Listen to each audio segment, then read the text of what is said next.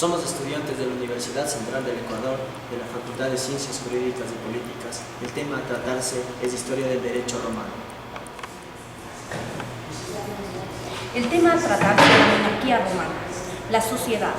La sociedad se integraba con una clase alta o nobleza, que estaba constituida por los patricios, que determinaban todos los privilegios, y una clase baja, la plebe, compuesta por los extranjeros y vecinos, que carecían de derecho y no tenían ninguna participación en el gobierno.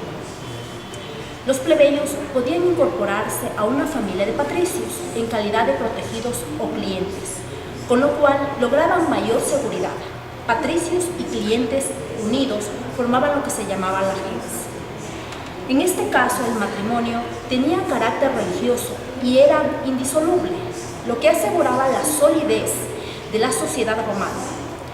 Con la corrupción de las costumbres durante la República se introdujo el divorcio, que constituyó a la decadencia y la disolución de la sociedad.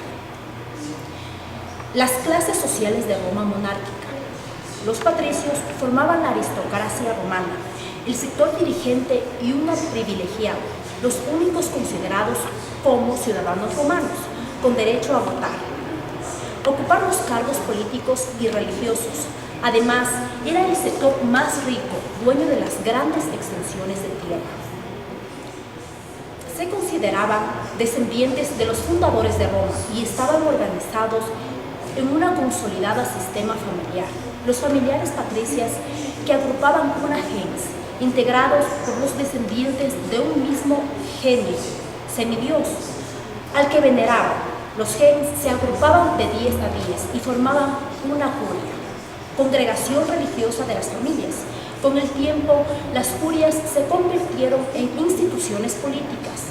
Las votaciones se realizaban por medio de ellas. Cada familia votaba dentro de una curia a la que pertenecía en este caso el gens. El gobierno dentro de la vida romana era muy importante.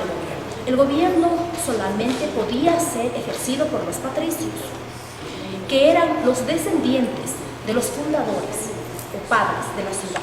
Los patricios constituían una aristocracia integrada un grupo reducido de familias, cuyos jefes formaban parte del Senado, que era la institución más importante de Roma.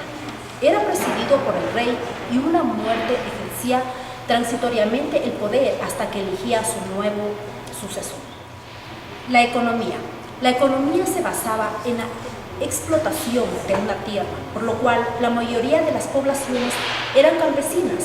Las familias de mayor fortuna poseían grandes rebaños de bueyes y carneros. Dentro de la vida monárquica religiosa era muy importante. La religión romana fue politeísta y resultó de la combinación de elementos de distintas procedencias. En un principio, los latinos practicaban un culto doméstico, cuyo sumo sacerdote era el padre de familia. En todas las casas ardía el hogar a fuego sagrado y se veneraba a los menes, que eran los espíritus de los antepasados, y los lares, que eran los espíritus protectores de la casa, a los penetes o genes del bien. A Vesta, imagen diosa del hogar, se le dedicaba un culto especial. En su honor se fundó un colegio de sacerdotistas llamados vestales, que mantenían el altar de la diosa de fuego sagrado. Los vestales debían permanecer vírgenes y faltaban a su compromiso, eran enterradas vivas.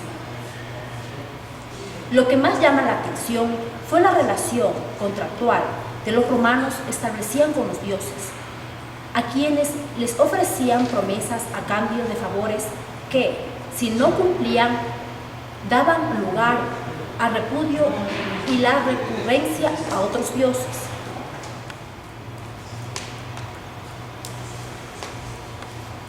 La República Romana fue un periodo de la historia romana caracterizado por el régimen republicano como forma de gobierno que se extiende desde el 509 a.C., cuando se puso fin a la monarquía con la expulsión del último rey, Lucio Tarquinio el Soberbio, hasta el siglo XXVII a.C., fecha en que tuvo su inicio el imperio.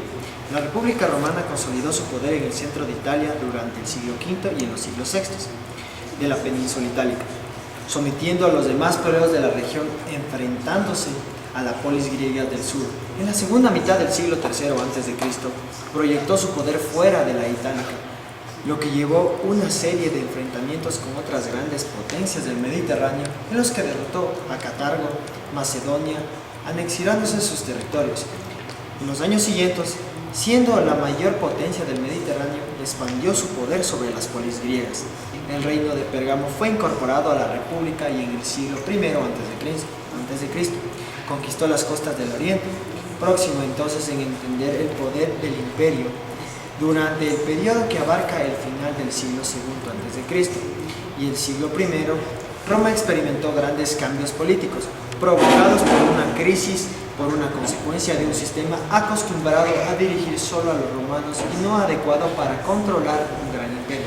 En este tiempo se dan las magistraturas entre la aristocracia romana, cuando crearon irreconocibles fracturas políticas que sacudían a la República con tres grandes guerras civiles. Estas tres guerras civiles determinaban destruyendo la República, desembocando en una nueva etapa de la historia de Roma.